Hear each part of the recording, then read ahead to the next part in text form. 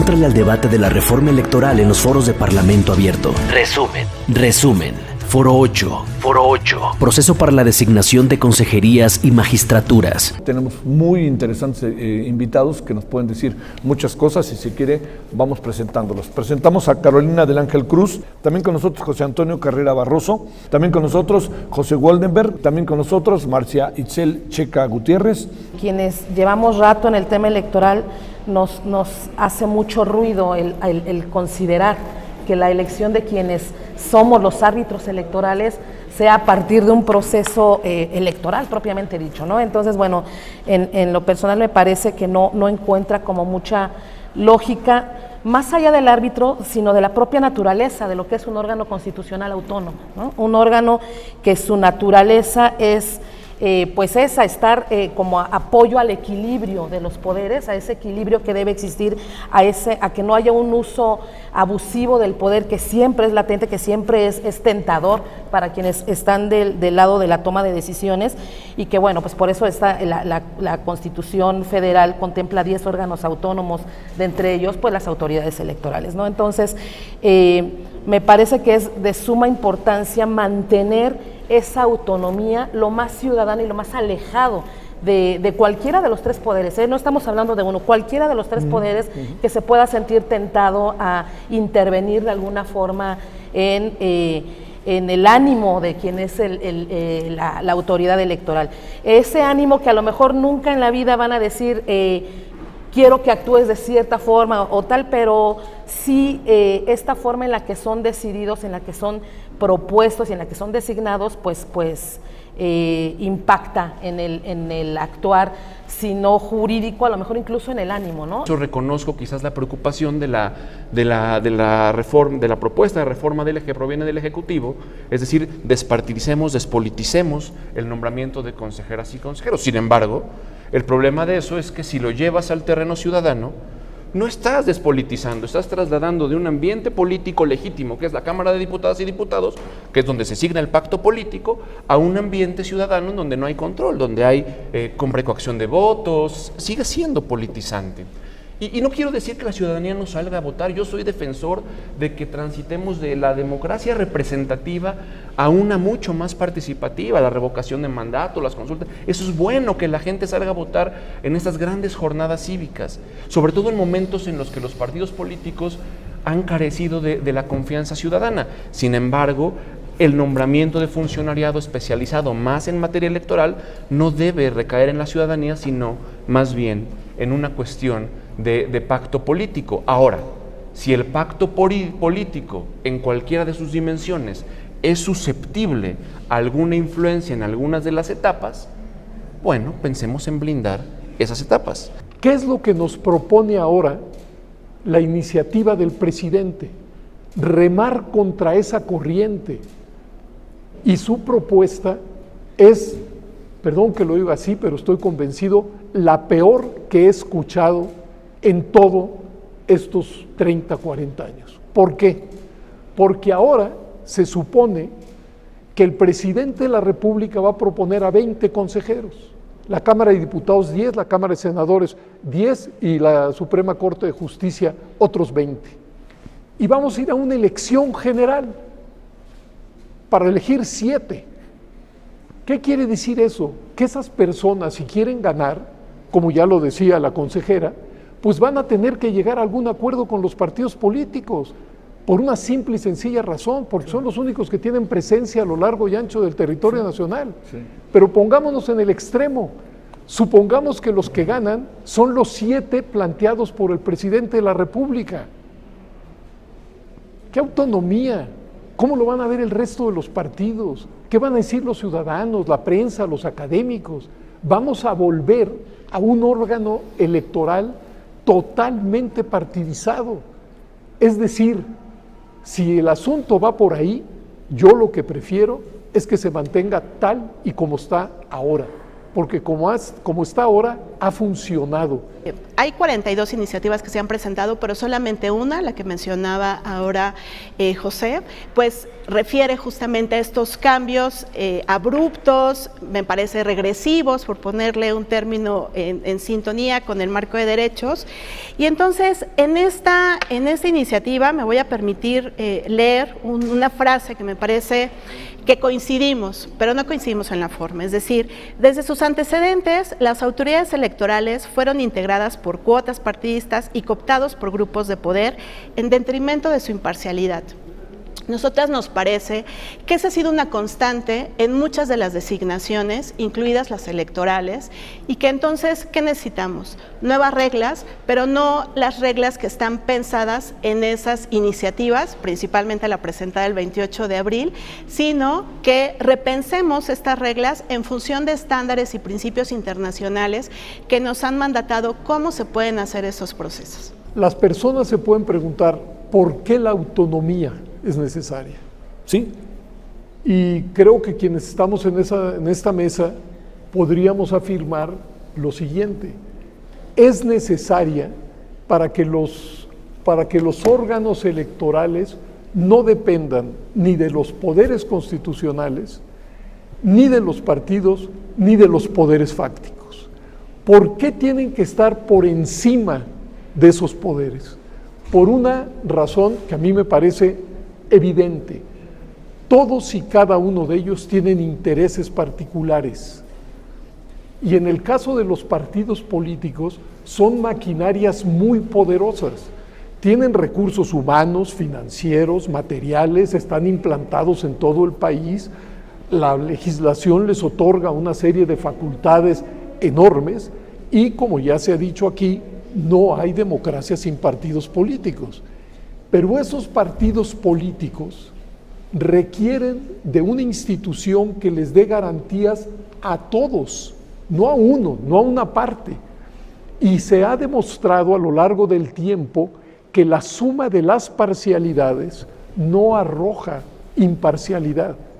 Por eso, poco a poco en nuestro país se fueron desplazando a los representantes de los poderes públicos y de los partidos, de los órganos electorales, para dejarlo en figuras que en principio se consideran independientes. Ya se ha dicho aquí, la fórmula de su designación se puede afinar, por supuesto. La forma de su designación puede ser mejor que la de ahora, pero la de ahora no está, digamos, ha dado desde mi punto de vista buenos resultados, no digo que sea lo óptimo. Por supuesto que los partidos políticos están involucrados. Yo también coincido en que ha funcionado, sí creo que podrían salir más, pero tampoco lo veo como algo grave el cómo está hoy el proceso, porque en efecto hay sociedad civil organizada participando del propio, hay academia participando. A lo mejor la propuesta sería, pues, elimina todos los demás y deja solo esta parte de academia y de sociedad civil organizada, pero la realidad es que al final de cuentas se escuchan todas las voces en el momento de la elección de consejerías. Estamos hablando justamente del INE, y a nivel OPLE pues es el propio INE quienes nos designan consejeras y consejeros. Me parece que al menos, estoy convencida al menos en el ámbito en el que me desenvuelvo, que la imparcialidad en el nombramiento está garantizada, ¿no? Dotar más autonomía, fortalecer eso. Hace rato Itzel decía esta cuestión de la captura, y la captura no solo es partidista, eso quiero dejarlo muy claro. La captura puede venir desde otros tipos de espacios que son difíciles de ver, ¿no? Y en realidad, como bien decía el doctor Woldenberg, hay un proceso de selección, tanto a nivel local como nacional, que es suficientemente transparente, que puede blindarse más eficientemente, sobre todo para crear buen gobierno y para crear, digamos, gobernanza y eficiencia en cada una de sus etapas, pero al final sí es posible ver que existen el pacto político, que también es necesario para esos nombramientos, estamos de acuerdo, tiene que ser las y los representantes del pueblo, quién sabe que es pueblo, es una entelequia, pero del pueblo, y entonces tienen que nombrar. Entonces yo veo la posibilidad de conciliar el diseño de la expertise institucional que se ha llevado a cabo durante 8 años, es decir, que haya una convocatoria pública, que haya un examen, por ejemplo, el examen no sé, si se habla de filtraciones, tanto para INE como para OPLES, bueno, pues que se blinde esa parte, que es imposible que se filtre el examen. ¿Cómo lo blindas? No sé, que solo caiga en una persona, el que tenga el examen, y si se filtra, cárcel. Cárcel. Y lo cancelas, ¿no? Y lo vuelves a hacer.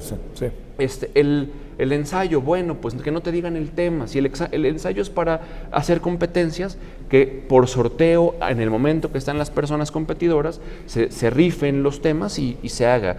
Las entrevistas, que haya un mecanismo, algo tan subjetivo como una entrevista, pues que haya un mecanismo para calificarlos seriamente. Y luego llegan las quintetas o llegan las propuestas. Es donde yo pienso que tiene que estar el mecanismo del azar para sacar los intereses que pueden capturar a las personas. La igualdad de condiciones y no discriminación. Y nos parece que en el caso del INE, pues esta convocatoria en cierto grado puede permitirla, pero hay que reconocer una cosa, y es la desigualdad estructural que tenemos en México, y es que no todas las personas, ¿no?, digamos que sufren de estigmatización, de exclusión, digamos, de manera estructural y sistemática, podrían acceder. Entonces, habría que considerar también estas medidas para ir cerrando estas brechas de grupos de población que están históricamente discriminados y que no porque se plantea una convocatoria van a acceder, porque justamente las personas que llegan a estas altas responsabilidades públicas generalmente tienen una conexión o tienen alguna relación, ¿no? Si no hay como alguna relación en estas, dentro de las autoridades o partidos que toman la decisión, puede ser muy difícil que sean designadas o designados.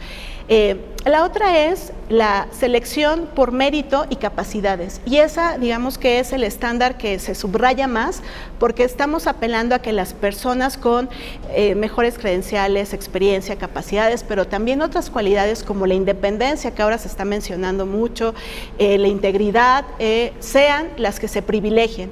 Y esto no solamente en términos abstractos, sino que se apela a que se pueda ¿no?, plantear de manera objetiva que justamente nuestra interpretación y esta cualidad de independencia no está en los requisitos de acceso. Entonces, me parece que también los requisitos para acceder a estas altas responsabilidades públicas tienen que repensarse desde estas cualidades cualitativas de idoneidad. El proceso tiene los suficientes filtros como para garantizar eso.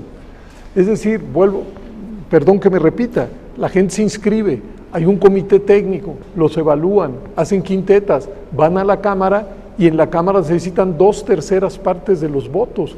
Es decir, si todo eso sucede, son consejeros con una enorme legitimidad, que no le deben el cargo a un partido, ni a algún poder constitucional, menos a un poder fáctico.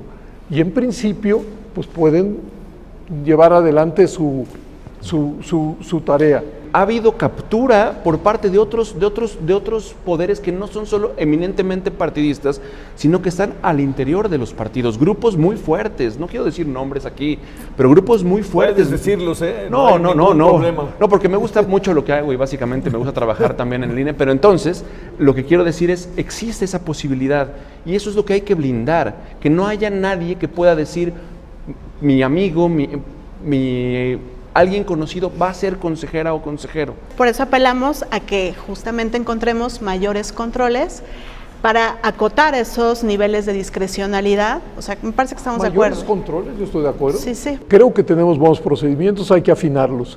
Y si pueden ser más transparentes, con más candados y demás, muy bien. O sea, pero en lo fundamental, creo que el procedimiento es correcto. Por ejemplo, en el caso de los magistrados, que en efecto no hemos hablado, es la Suprema Corte de Justicia quien propone. Tratándose de jueces, pues creo que es una buena fuente de proposición. Sí, tendría que haber un piso mínimo en ese proceso que hacen para magistraturas, que garantice máxima publicidad, saber los pasos que va a llevar la Suprema Corte, que haya criterios claros, ¿no?, que se pongan los instrumentos de evaluación. Y en el caso del Instituto Nacional Electoral, para elegir a consejeras y consejeros, nos parece relevante que se pueda dar mayores facultades al Comité Técnico de Evaluación. Metamos observación electoral en el proceso de selección de consejerías. La observación electoral es una maravilla que le da certeza y visibilidad a lo que hacemos. Si ya nos está generando buenas condiciones a nivel electoral, ¿por qué no generar las condiciones para que se observen estos procesos y que se vea que en efecto son los mejores perfiles lo que llegan? Existen resquicios, pequeñas grietas que permiten el involucramiento de muchos poderes. Entonces creo que tenemos que pensar en un sistema de selección alternativo, y ese sistema de selección alternativo es con la misma base que tenemos eficiente de una convocatoria ciudadana, el nombramiento de comité de expertos. Ese lo hace la Jucopo discrecionalmente, invitan a quien quieren. La vez pasada había figuras muy controversiales que yo no digo que sean malos académicos o buenos, digo que ya tienen una postura política, y esa postura política pues es ajena a la génesis del proceso de designación. Cámara de Diputados, Legislatura de la Paridad, la Inclusión y la Diversidad.